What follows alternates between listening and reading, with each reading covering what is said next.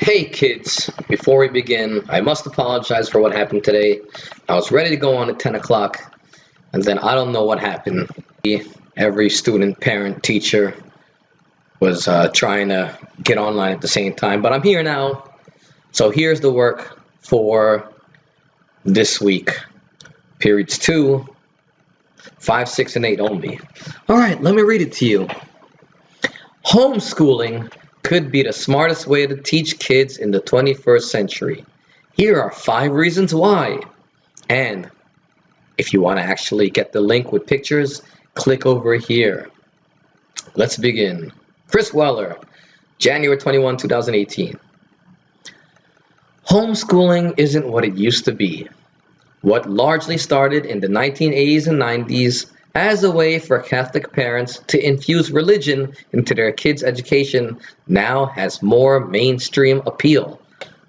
Homeschooled kids have the same access to online learning, friendships, and extracurricular activities as the typical public school student, but without many of the drawbacks like standardized lesson plans and bullying. Here are a handful of reasons homeschooling makes sense in 2018. The core idea of homeschooling is the idea that kids need to learn at the speed and in the style most appropriate for them. In the education world, enthusiasts call the approach personalized learning. And it's in place in a number of schools already. Bill Gates and Mark Zuckerberg are big fans of personalized learning. Bill Gates is the CEO of Microsoft, well, he was, and Mark Zuckerberg is the CEO of Facebook. Bill Gates and Mark Zuckerberg are big fans of personalized learning, since it tends to use technology as a way to tailor lesson plans to students. In a recent blog post, Gates pointed to research that personalized learning helps boost scores in reading and math.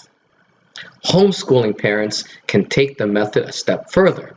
As parents, many are in the best position possible to know and provide the right kind of instruction. Students can learn more about what they really care about. Without formal curricula to guide their education, homeschoolers get the chance to explore a range of topics that might not be normally offered until high school or college. They can study psychology in 4th grade or finance in 8th grade.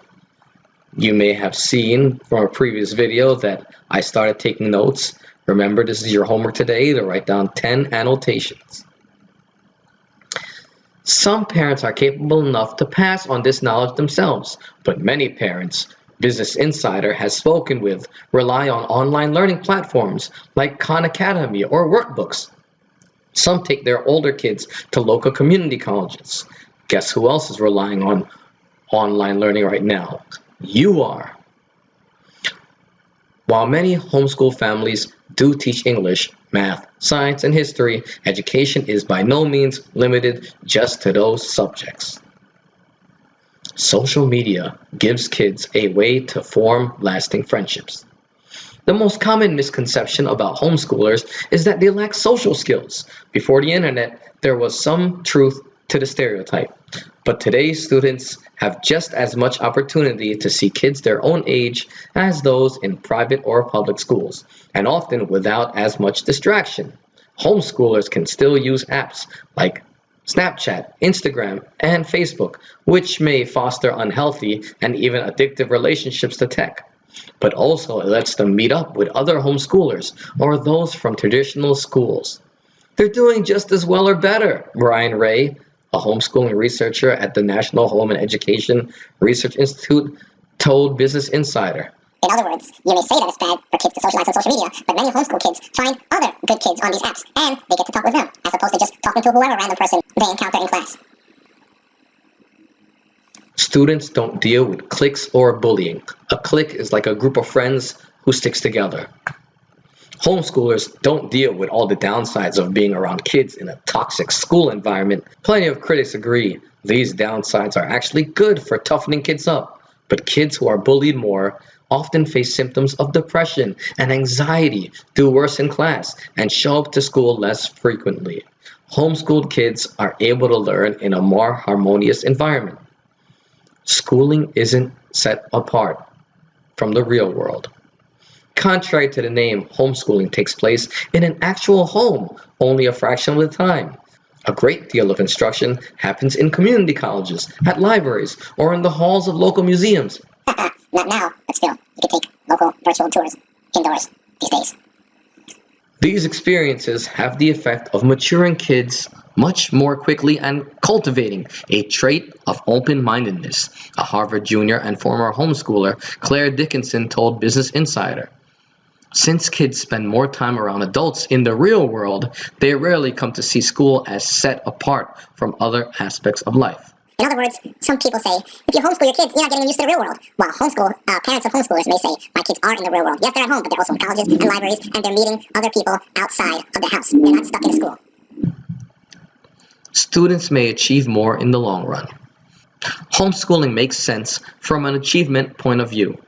Research suggests homeschooled children tend to do better on standardized tests, stick around longer in college, and do better once they're enrolled. A 2009 study showed that the proportion of homeschoolers who graduated from college was about 67%, while among public school students it was 59%. If you look at the statistics, it shows that more homeschoolers graduate from college compared to public school students. Students from Catholic and private schools fell even lower in college graduation rates, with 54% and 51% of kids, respectively, completing all 4 years. You know what respectively means? It means in that order. So, Catholic schools, 54% graduation rate for students. Private schools, 51% graduation rate for college for those students.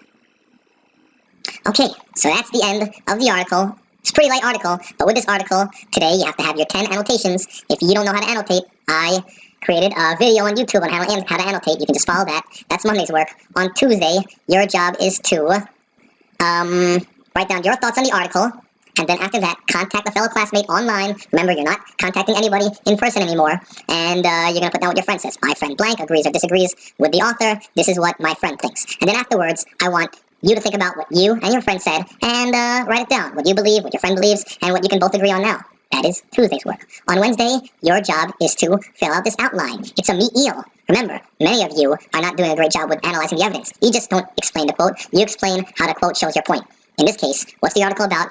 And explain how the quotes that you chose, at least two, support your opinion on what the article is about. That's Wednesday's work. For Thursday's work, you must complete the paragraph on, you can complete it on the same document over here that you created. Not on my document, on your copied document. And then you can share it with me. Now remember, to get attendance credit, you should be sharing every day. So for Monday's attendance, at least share with me your annotations. For Tuesday's attendance, share with me this section. For Wednesday's attendance, share with me this outline. For Thursday, share with me the paragraph that you're going to write, in which you use this outline. And for Friday, it's Independent Reading Day. Just take a picture of the book you're reading, or email me, and let me know what book you chose and why you're reading that book. Remember, independent reading should take place every day, not just on Friday, but Friday is the day that you reflect on what you're reading, tell me what you're reading, what you've learned so far, and why that book will better you in the future. Any questions, feel free to get to me, Mr. Castellano. You can get to my personal Gmail, mrwritingtutor@gmail.com.